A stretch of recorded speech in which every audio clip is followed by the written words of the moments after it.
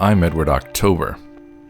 The sound you hear is the tolling of church bells on the Sabbath day in 18th century New England. This is the start of Octoberpod. The sexton stood in the porch of the Milford meeting house, pulling lustily at the bell rope. The old people of the village came stooping along the street. Children with bright faces tripped merrily beside their parents, or mimicked a graver gait in the conscious dignity of their Sunday clothes. Spruce bachelors looked sidelong at the pretty maidens and fancied that the Sabbath sunshine made them prettier than on weekdays.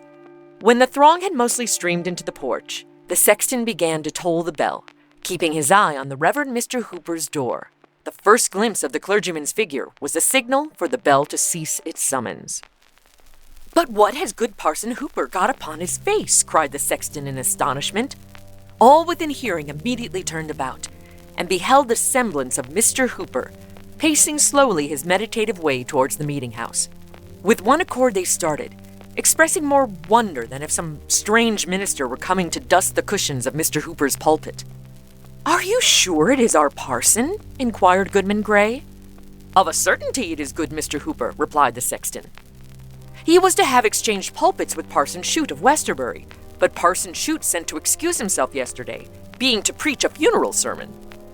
The cause of so much amazement may appear sufficiently slight. Mr. Hooper, a gentlemanly person of about 30, though still a bachelor, was dressed with due clerical neatness, as if a careful wife had starched his band and brushed the weekly dust from his Sunday's garb. There was but one thing remarkable in his appearance. Swathed about his forehead and hanging down over his face, so low as to be shaken by his breath, Mr. Hooper had on a black veil. On a nearer view, it seemed to consist of 2 folds of crepe, which entirely concealed his features, except the mouth and chin, but probably did not intercept his sight, farther than to give a darkened aspect to all living and inanimate things. With this gloomy shade before him, good Mr. Hooper walked onward, at a slow and quiet pace, stooping somewhat and looking on the ground, as is customary with abstracted men, yet nodding kindly to those of his parishioners who still waited on the meeting-house steps. But so wonderstruck were they that this greeting hardly met with a return. "I can't really feel as if good Mr. Hooper's face was behind that piece of crepe," said the sexton. "I don't like it," muttered an old woman. "He has changed himself into something awful only by hiding his face." "Our parson has gone mad," cried Goodman Gray.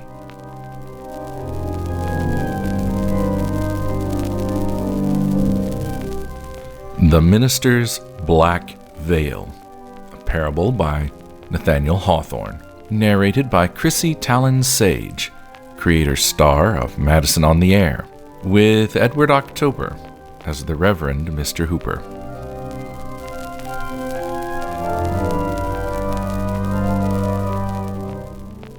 A rumor had preceded Mr. Hooper into the meeting house and set all the congregation astir. Few could refrain from twisting their heads towards the door. Many stood upright and turned directly about. There was a general bustle, but Mr. Hooper appeared not to notice the perturbation of his people.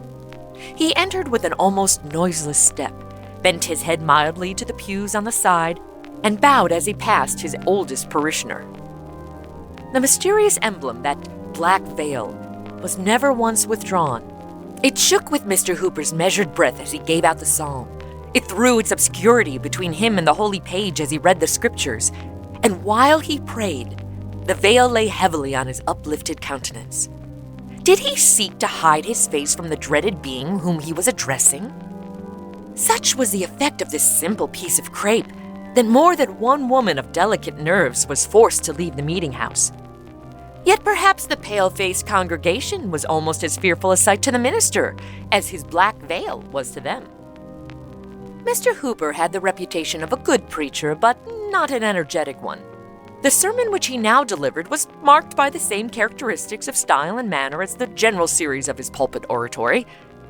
But there was something, either in the sentiment of the discourse itself, which made it greatly the most powerful effort that they had ever heard from their pastor's lips. It was tinged, rather more darkly than usual, with the gentle gloom of Mr. Hooper's temperament. The subject, had reference to secret sin and those sad mysteries which we hide from our nearest and dearest and would fain conceal from our own consciousness, even forgetting that the omniscient can detect them. A subtle power was breathed into his words. Each member of the congregation, the most innocent girl and the man of hardened breast, felt as if the preacher had crept upon them behind his awful veil and discovered their hoarded iniquity of deed or thought. Many spread their clasped hands on their bosoms. There was nothing terrible in what Mr. Hooper said, at least no violence, and yet with every tremor of his melancholy voice, the hearers quaked. An unsought pathos came hand in hand with awe. The audience longed for a breath of wind to blow aside the veil, almost believing that a stranger's visage would be discovered, though the form, gesture, and voice were those of Mr. Hooper. At the close of the services, the people hurried out with indecorous confusion, eager to communicate their pent-up amazement, and conscious of lighter spirits the moment they lost sight of the black veil. Some gathered in little circles, huddled closely together with their mouths all whispering in the center. Some went homeward bound, wrapped in silent meditation. Some talked loudly and profaned the Sabbath day with ostentatious laughter. A few shook their heads, intimating that they could penetrate the mystery, while one or two affirmed that there was no mystery at all, but only that Mr. Hooper's eyes were so weakened by the midnight lamp as to require a shade.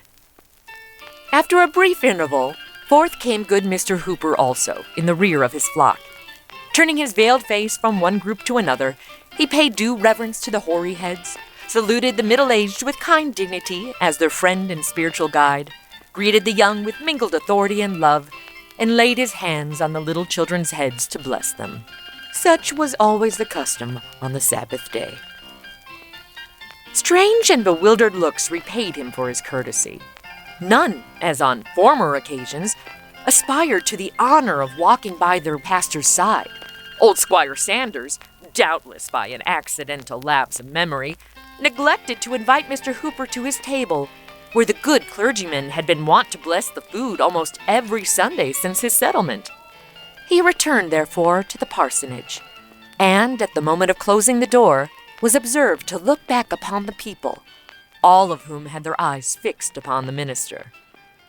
A sad smile gleamed faintly from beneath the black veil and flickered about his mouth, glimmering as he disappeared. The afternoon service was attended with similar circumstances. At its conclusion, the bell tolled for the funeral of a young lady. The relatives and friends were assembled in the house, and the more distant acquaintances stood about the door, all speaking of the good qualities of the deceased, when their talk was interrupted by the appearance of Mr. Hooper, still covered with his black veil. It was now an appropriate emblem. The clergyman stepped into the room where the corpse was laid and bent over the coffin to take a last farewell of his deceased parishioner. As he stooped, the veil hung straight down from his forehead, so that if her eyelids had not been closed forever, the dead maiden might have seen his face. Could Mr. Hooper be fearful of her glance, that he so hastily caught back the black veil? A person who watched the interview between the dead and living scrupled not to affirm that, in the instant when the clergyman's features were disclosed, the corpse had slightly shuddered, rustling the shroud and muslin cap, though the countenance retained the composure of death. A superstitious old woman was the only witness of this prodigy. From the coffin, Mr. Hooper passed into the chamber of the mourners, and thence to the head of the staircase to make the funeral prayer. It was a tender and heart-dissolving prayer, full of sorrow, yet so imbued with celestial hopes that the music of a heavenly harp, swept by the fingers of the dead, seemed faintly to be heard amongst the saddest accents of the minister. The people trembled, though they but darkly understood him, when he prayed that they, and himself, and all of mortal race, might be ready, as he trusted this young maiden had been, for the dreadful hour that would snatch the veil from their faces. The bearers went heavily forth, and the mourners followed, saddening all the street with the dead before them, and Mr. Hooper in his black veil behind. One in the procession fancied that the minister and the maiden spirit were walking hand in hand. That night, the handsomest couple in the village were to be joined in wedlock. The company at the wedding awaited his arrival with impatience, trusting that the strange awe which had gathered over him throughout the day would now be dispelled. But such was not the result. When Mr. Hooper came, the first thing that their eyes rested on was the same horrible black veil, which had added deeper gloom to the funeral and could portend nothing but evil to the wedding. Such was its immediate effect on the guests that a cloud seemed to have rolled duskily from beneath the black crape and dimmed the light of the candles.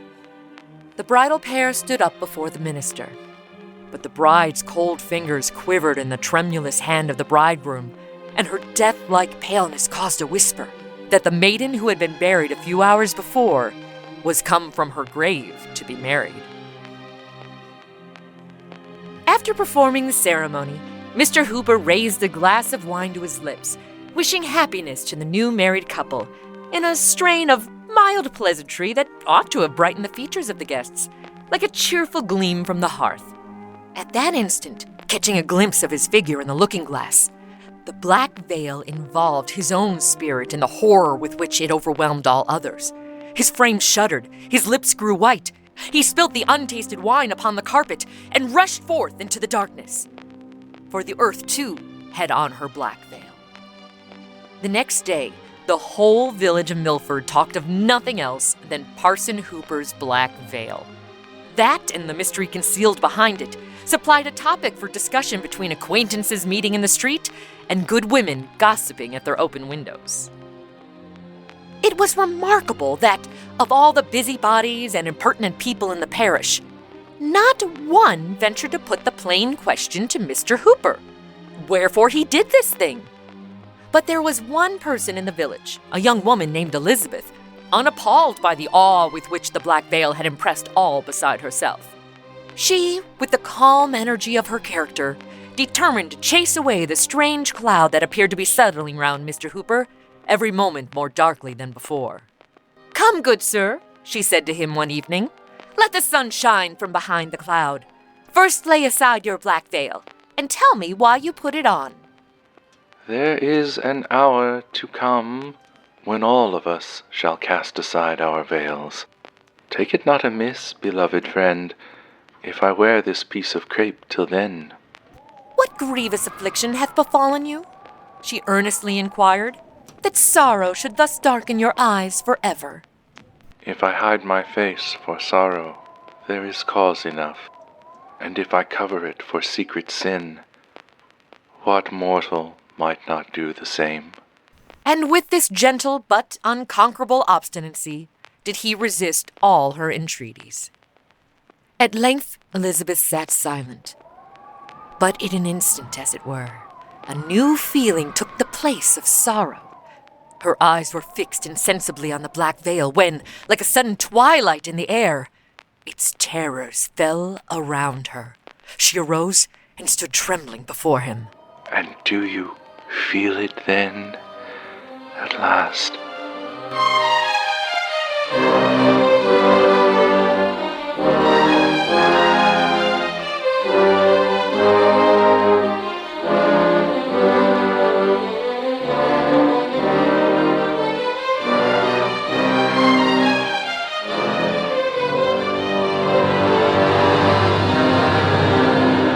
From that time, no attempts were made to remove Mr. Hooper's black veil, or by a direct appeal to discover the secret which it was supposed to hide. By persons who claimed a superiority to popular prejudice, it was reckoned merely an eccentric whim, such as often mingles with the sober actions of men otherwise rational and tingles them with its own semblance of insanity. Mr. Hooper could not walk the street with any peace of mind. So conscious was he that the gentle and timid would turn aside to avoid him. These interactions compelled him to give up his customary walk at sunset to the burial ground. For when he leaned pensively over the gate, there would always be faces behind the gravestones, peeping at his black veil. A fable went the rounds that the stare of the dead people drove him thence.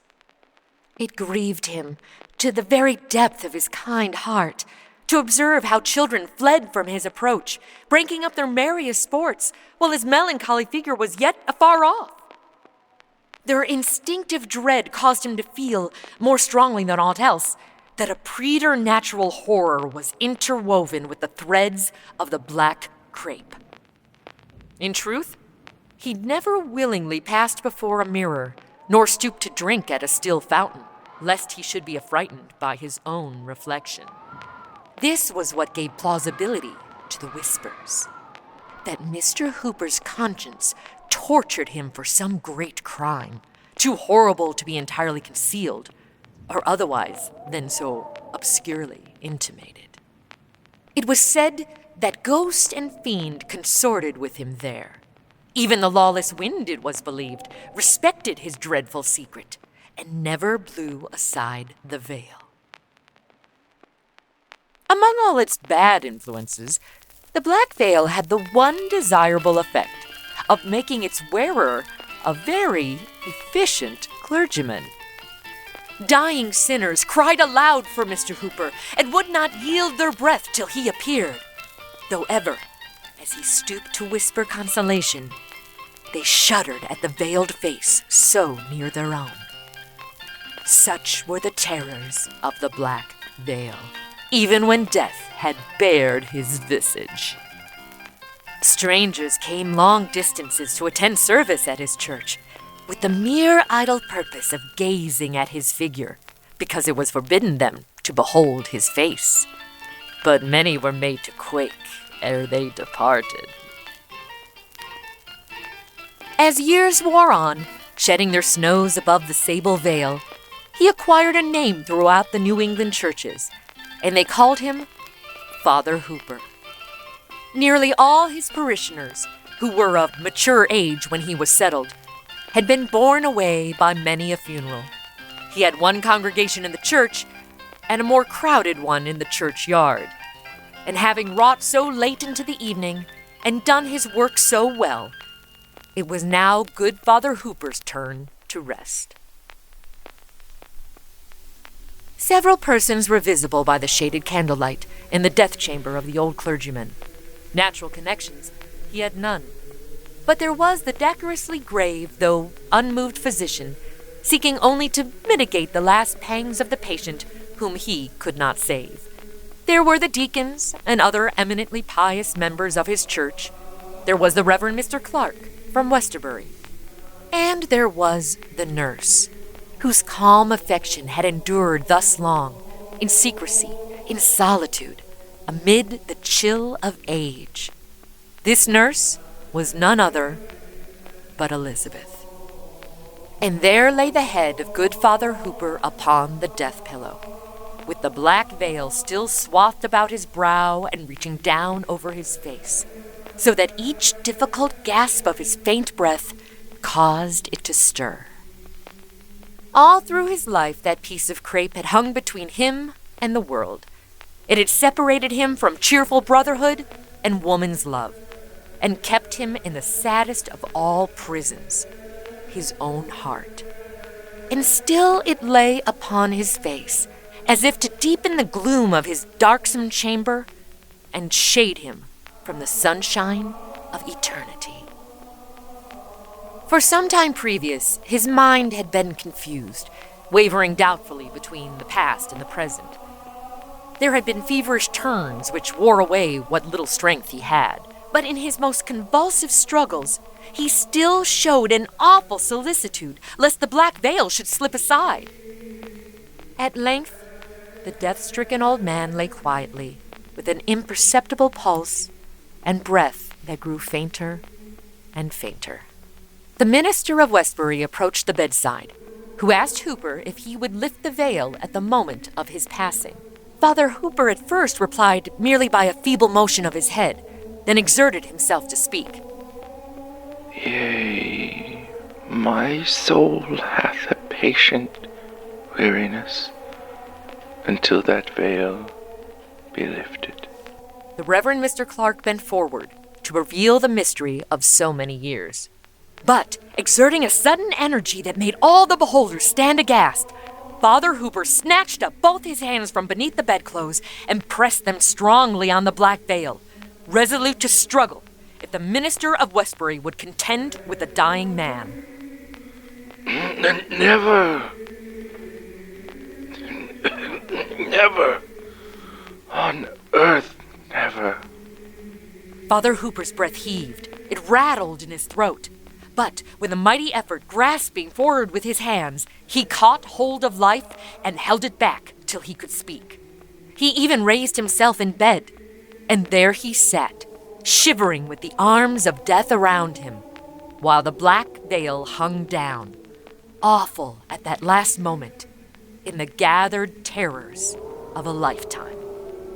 And yet the faint, sad smile, so often there, now seemed to glimmer from its obscurity and linger on Father Hooper's lips. Why do you tremble at me alone?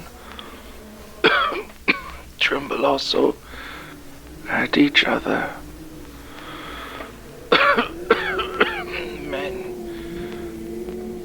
Have men avoided me? And women shown no pity, and children screamed and fled, only for my black veil? What but the mystery which it obscurely typifies has made this piece of crepe so awful? When the friend shows his innermost heart to his friend, the lover to his best beloved, when man does not vainly shrink from the eye of his creator, loathsomely treasuring up the secret of his sin, then deem me a monster for the symbol beneath which I have lived and die. I look around me, and lo, on every visage a black veil. While those around him shrank from one another in mutual affright, Father Hooper fell back upon his pillow, a veiled corpse, with a faint smile lingering on his lips. Still veiled, they laid him in his coffin, and a veiled corpse they bore him to the grave. The grass of many years has sprung up and withered on that grave. The burial stone is moss-grown, and good Mr. Hooper's face is dust. But awful is still the thought that it moldered beneath the black veil.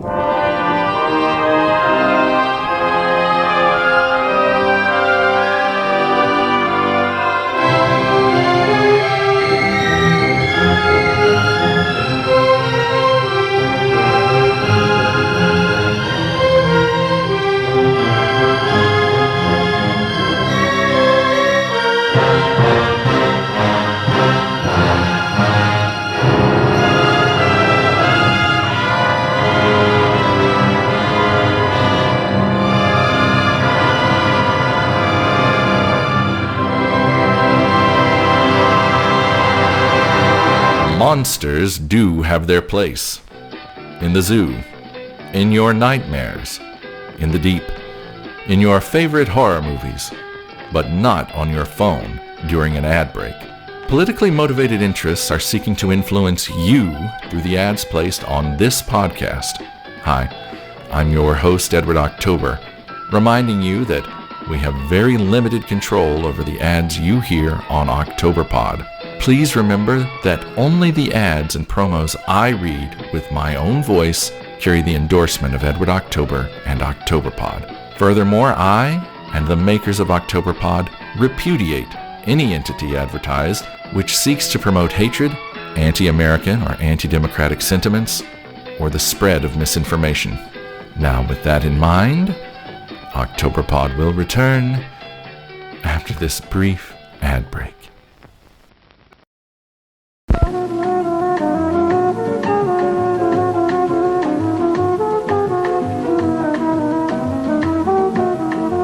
It's intermission time, folks. I'm your host, Mr. Edward October. Between the acts of this exceedingly ecclesiastical edition of Octoberpod, I thought it would be a gas to do a lightning round of me reading some true horror stories about creepy churches, culled from the most rancid recesses of Reddit. Normally on Octoberpod, when we get our hands on a good true story, we like to turn it into a proper radio play in the hopes of elevating the material for artistic and dramatic effect. But for the purposes of this intermission, I'm going to credit the original submitters and read the tales more or less as they appear on Reddit. Haunted Church by Reddit user Crisco3180. My dad was a pastor at a church for 4 years. Many people had died in this church before we got there. Over the course of these 4 years, some of the craziest, most unexplainable stuff had happened. I'm here to tell you all a few of the best ones. My parents went to Maine every year. I'd gotten tired of the trip and decided to stay home. I went over to the church to grab some snacks from the back of the old sanctuary. There were 2 sanctuaries. One was about 90 years old, and the newer one was about 50 years old. I went to the back of it, where the snack booth was. Mind you, this was the middle of the day, so it was completely lit up through the old stained glass windows.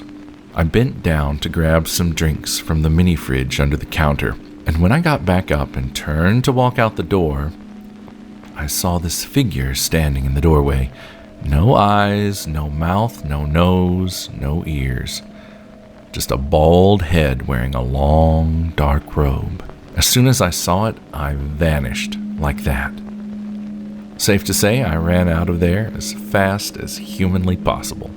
This same church had a preschool in it. They would change the toys out in the classes every now and then so the kids wouldn't get bored of the old ones. One time, the teacher took one of the kids upstairs to help her pick out some toys for the rest of the class. These old classes upstairs were used for storage of preschool toys, extra chairs, old desks at the time, so there was no one else up there except them. When the teacher was grabbing some toys, the kid she'd brought up to help said, "Hey, look at those kids playing with those toys over there." Of course, when the teacher looked around, there was no one. Church is Haunted. Pastor Thinks We're Crazy by Reddit user Winter Sage, spelled W1NT3R_S4G3. Years ago, I was forced to go to a church event, and we all had a terrifying experience. The setup was this. Boys slept anywhere they wanted downstairs, and the girls slept wherever they wanted upstairs. Except some rooms were locked off because the church was being renovated. Anyway, it didn't matter too much as we were just a small group. Night rolls around and us girls migrated into the nursery, and most of the guys just crashed in the small indoor gym/basketball court. Only one guy couldn't sleep. Above the basketball court are windows to another room that was locked off, and one of the guys kept seeing flashing lights and the silhouettes of people looking down on him. He didn't stay in the gym long. Around the same time, myself and the other girls were playing apples to apples in the nursery. The door was closed, and next to it was a one-way window. Inside was like a mirror. It was so kids didn't see their parents coming back to check on them and make a fuss. Well, I started hearing banging and scratching on the door. I freaked and looked up to see 2 grinning faces staring back at all of us. Remember, we're on the mirror side, so one of us bolted toward the door, and we hear stomping down the hall, but no one was there. Pastor came up, screaming at us and saying we were all just imagining it, but we know what we saw and heard, and all of us refused to go back.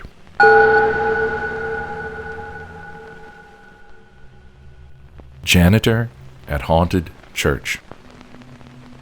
There are a number of tales on Reddit about people cleaning haunted churches. Reddit user Mayberry101 writes, "My dad used to be a janitor for our old church. One night we decided to go in pretty late, around 10 p.m.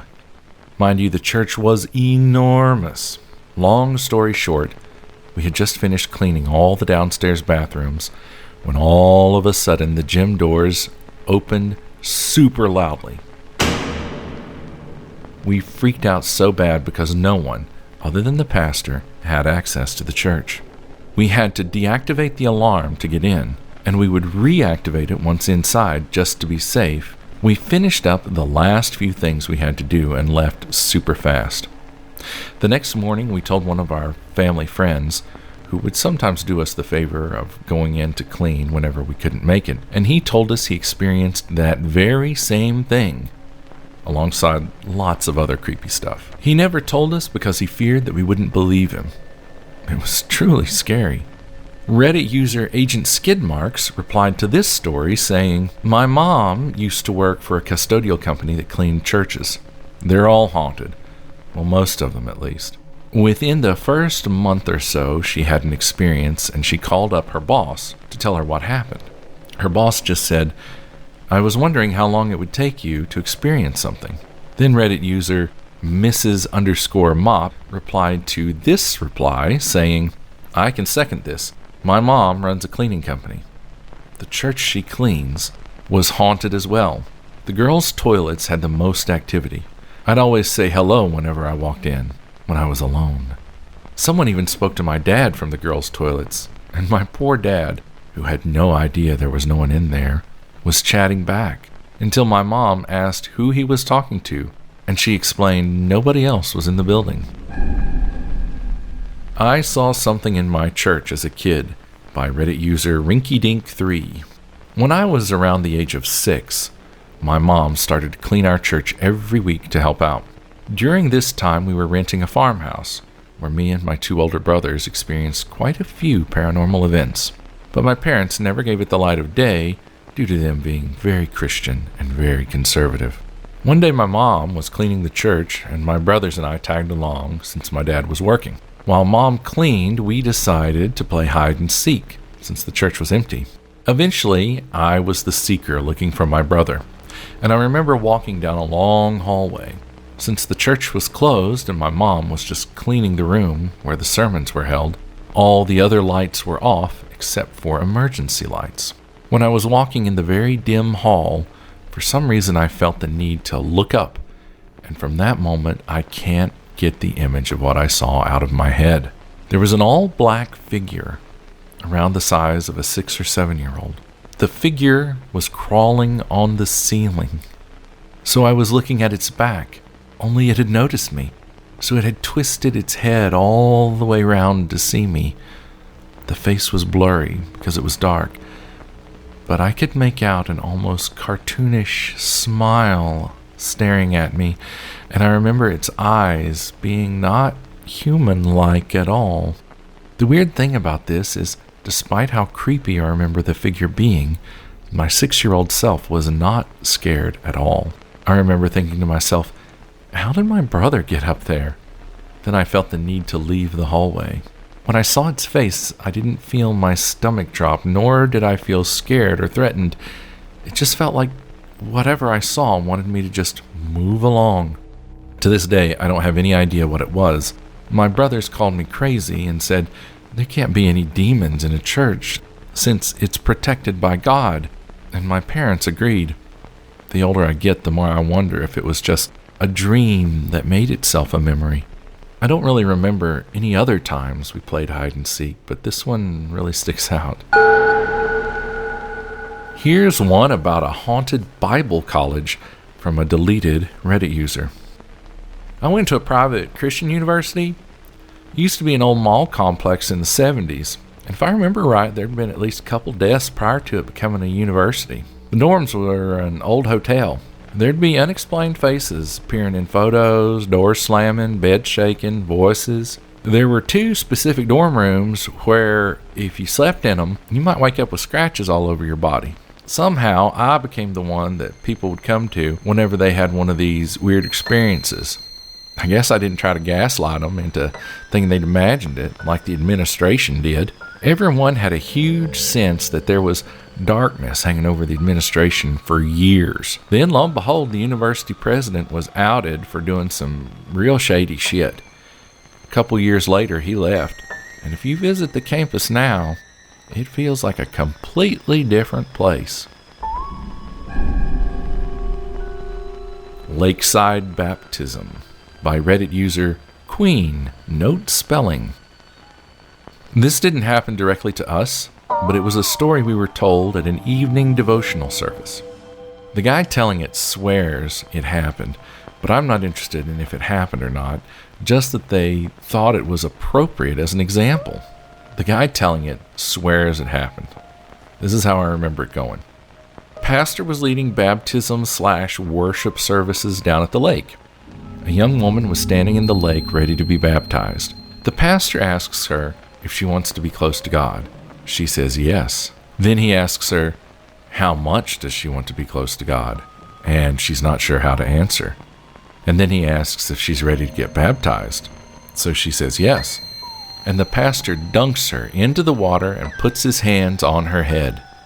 And then he doesn't let her back up. He holds her under the water until she's flailing and panicking for air. He doesn't let her up until she starts struggling for air.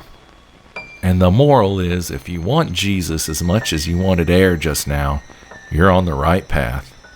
I was thinking about it again recently and just realized how fucked up that was to tell a bunch of 10 to 12-year-old kids, not to mention if it was actually true. The girl in the story, if she didn't drown, could have died later from secondary drowning. And on that pleasant note, I think it's about time to tell another classic horror story. Act 2 of Octoberpod starts now. I was shown into the attic chamber by a grave, intelligent-looking man with quiet clothes and an iron-gray beard who said, "Yes, he lived here, but I don't advise your doing anything. Your curiosity makes you irresponsible. We never come here at night, and it's only because of his will that we keep it this way. You know what he did. That abominable society took charge at last, and we don't know where he is buried. There's no way the law or anything else can reach the society. I hope you won't stay till after dark. And I beg of you to let that thing on the table, that thing that looks like a matchbox, alone. We don't know what it is, but we suspect it has something to do with what he did. We even avoid looking at it, if we can."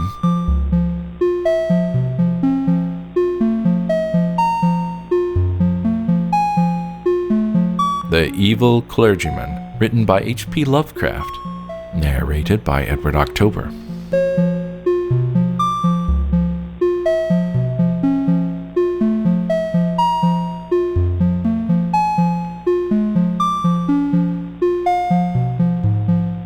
After a time, the man left me alone in the attic room.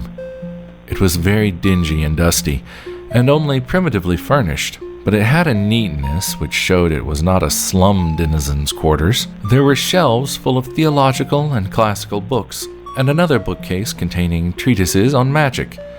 Paracelsus, Albertus Magnus, Trithemius, Cornelius Agrippa, Borellus, and others in a strange alphabet whose titles I could not decipher. The furniture was very plain. There was a door, but it led only into a closet. The only egress was the aperture in the floor up to which the crude, steep staircase led. The windows were full of bullseye pattern, and the black oak beams bespoke unbelievable antiquity. Plainly, this house was of the old world. I seemed to know where I was, but I cannot recall what I then knew. Certainly the town was not London. My impression is of a small seaport.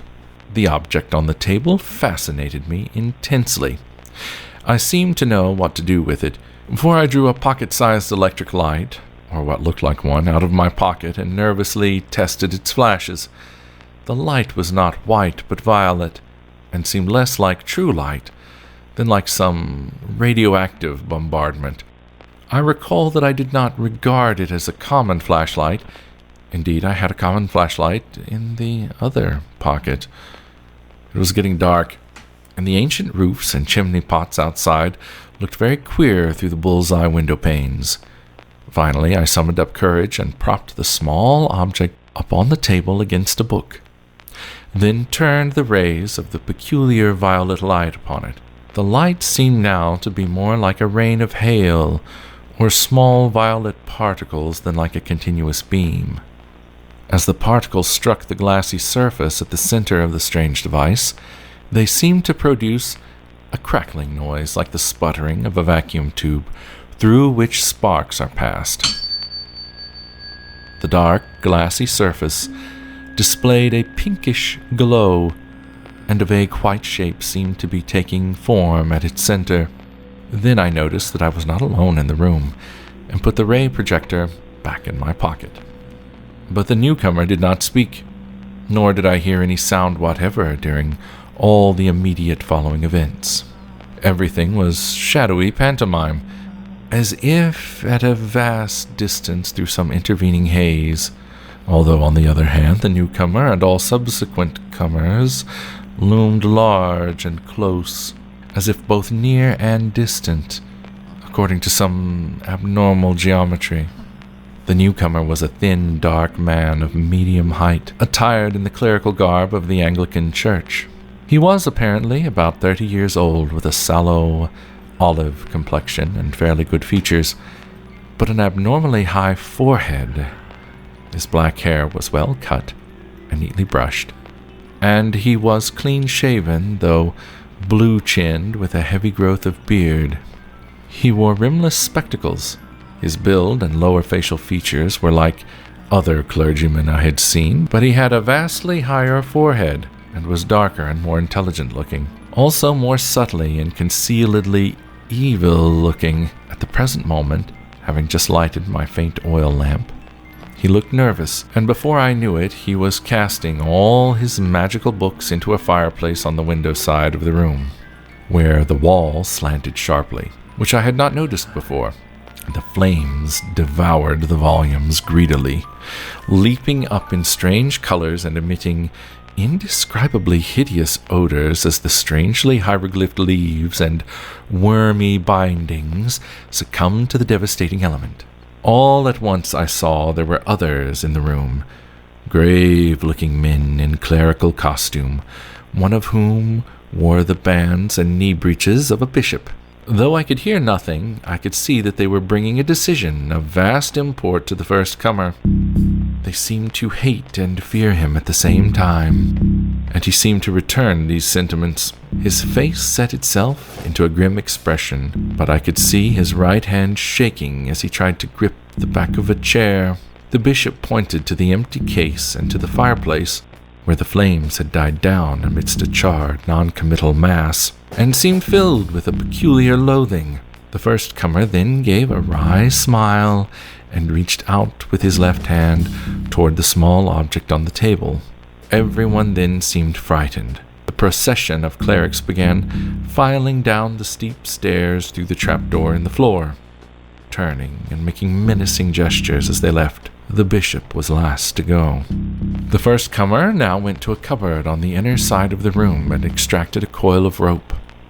Mounting a chair, he attached one end of the rope to a hook in the great exposed central beam of black oak, and began making a noose with the other end.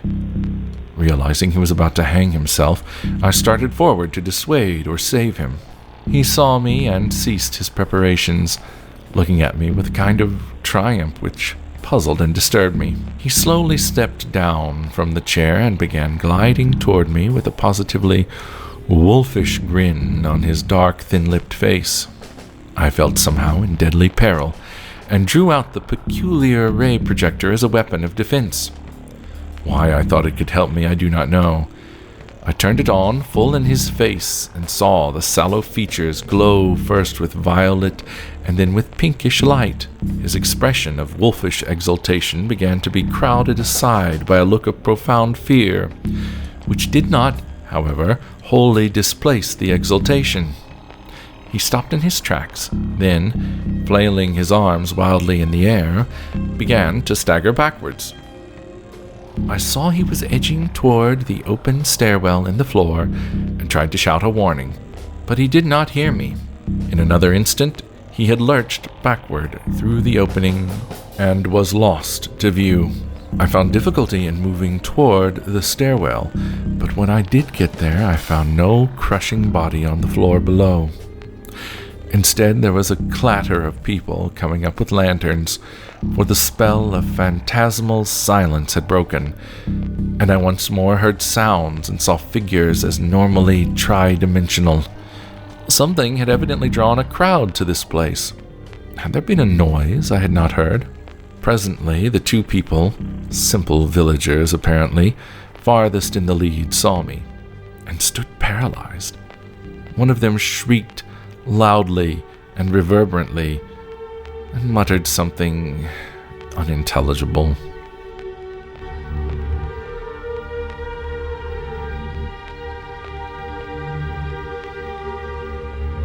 Then they all turned and fled frantically. All that is, but one. When the crowd was gone, I saw the grave, bearded man who had brought me to this place, standing alone with a lantern.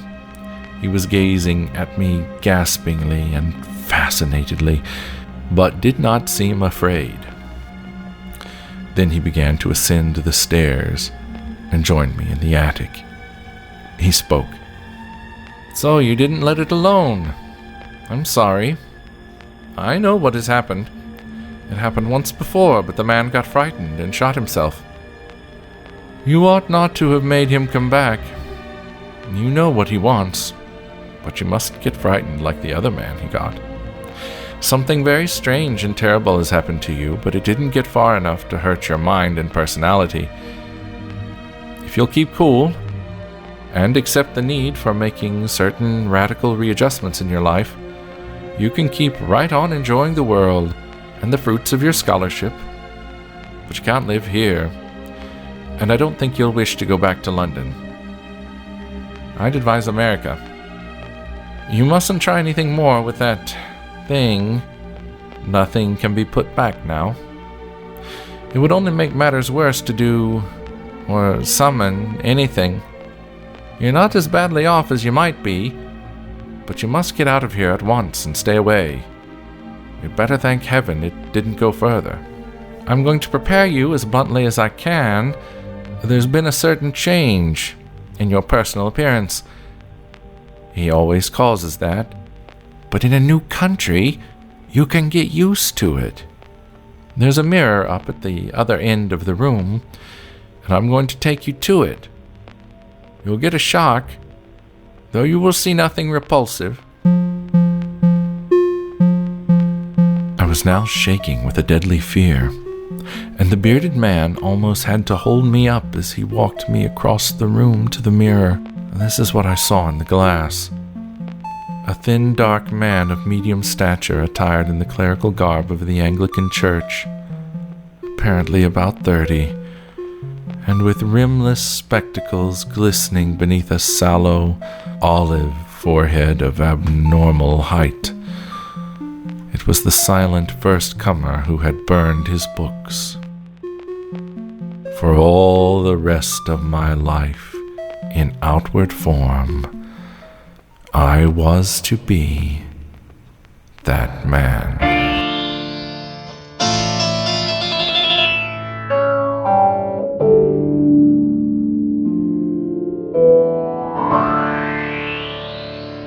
Stick around after the credits for a brief word from some of our fellow indie podcasters, creators, and friends. There may even be some bloopers, outtakes, and bonus content as well. You have been listening to Octoberpod. Octoberpod is produced, edited, and directed by Edward October. The series co-producers are M.J. McAdams and Amber Jordan. Logo and banner graphics by Jessica Good. Edward October character design by Nick Calavera. Select still photography courtesy of Unsplash.com. Select music cues by Dr. Dreamchip and various other stock music and sound effects courtesy of freesound.org. Music from Bigfoot Apocalypse and Thorax, theme from Octoberpod, composed by Nico Vitesi. All other images, music, and FX cues, except where noted, are sourced from within the public domain. Follow us on YouTube at Octoberpod Home Video, on Instagram, and the app I still call Twitter at Octoberpod VHS, and on TikTok and Blue Sky at Octoberpod. Or find us and all of our links on the World Wide Web at octoberpodvhs.com. For business inquiries or story submissions, email octoberpod@gmail.com. If you enjoyed this program, we'd be very pleased if you told your friends about us. And while you're at it, write us a 5-star or equivalent review wherever you're listening. The man who spoke to you was Mr. Edward October. Well, hey there, folks. Welcome to Astronomica, a Stars Without Number actual play podcast. Our story takes place 6 centuries after the collapse of an interstellar empire, as a band of ne'er-do-wells pick through the ashes. We're not ne'er-do-wells. If anything, we're oft do wells. When have you ever done well? We've had more than 160 episodes. There's been tons of well-doing. That's too much for him to go back through. Then he can listen to one of our regular synopsis episodes and get all caught up on the backstory. Okay, fine, but you're rare-do-wells at best. Agreed. Yeah, fine. Guys, do you think we should scrap Astronomica and just make a show called Rare Do Well? Yes, Yes. I do. obvious. Yes. No. Yes. We've got more than 3 years of zany characters, unique planets, and novel sci-fi situations. We've built an awesome and inclusive fan community. We are not starting over. Okay, but I mean, Astronomica kind of sucks. Rare Do Wells sounds awesome. Don't listen to them. Astronomica is great. We're really proud of it. Check us out on a podcatcher of your choice or visit astronomicapodcast.com. Excelsior. In the heartland of America, where the Great Plains stretch far and wide, lies a region shrouded in mystery, where the unsolved and the unknown linger. Welcome to Cold Case Kansas, the true crime podcast that delves into the unsolved cases across Kansas and its surrounding states. This podcast was born out of a personal quest for justice. My friend Krista Martin's 34-year-old unsolved case was finally cracked, and in it we found answers. Now we want to help others. We'll explore the crimes that have haunted communities for decades, searching for answers and seeking justice. Join me on this journey as we shed light on the cold cases that have gone unsolved for far too long. Cold Case Kansas, seeking justice one case at a time. You can find us wherever you stream podcasts. You can also find us on TikTok, Threads, Facebook, Instagram. If it's social media, you can find us there. Like and subscribe. Do you love the strange, the unexplained, and the downright terrifying? Horrifying History takes you on a chilling journey into the dark corners of the past, where history and horror collide. From haunted places and ghostly legends to unsolved mysteries and terrifyingly true stories, you will uncover the twisted facts that history books leave out. Who were the real monsters behind infamous legends? What dark secrets lie buried in the pages of history? Every episode, we reveal the eerie truths that will send shivers down your spine. Are you brave enough to face the darkness? Horrifying History, available now wherever you listen to your podcasts. But don't wait for too long. The past might just come looking for you. Listen if you dare. So I'm recording this the day after. I'm pausing for air traffic to pass, and I'm recording this the day after that helicopter crashed into the airliner above Washington, D.C., and the sound of air traffic is a lot more ominous to me today than it normally is. I'd always say hello when I walked in when I was alone. What? The ministers... I knew I'd fuck that up. All the other girls were off, except for emergency lights. What? The setup was this. Boys slept anywhere they wanted downstairs, and the girls were free to sleep where they're... Wow. What a fucking shit brick of a sentence. The setup was this. The boys slept anywhere they wanted downstairs, and the girls were free to sleep wherever they wanted upstairs. Motherfucker. Then, lo and behold, the university... Let me try this with an accent. Let me try this with a southern accent. That's kind of funny. Something had evidently drawn a cord to this place. The cord. Fucking cord. Alright, I'm done with that one.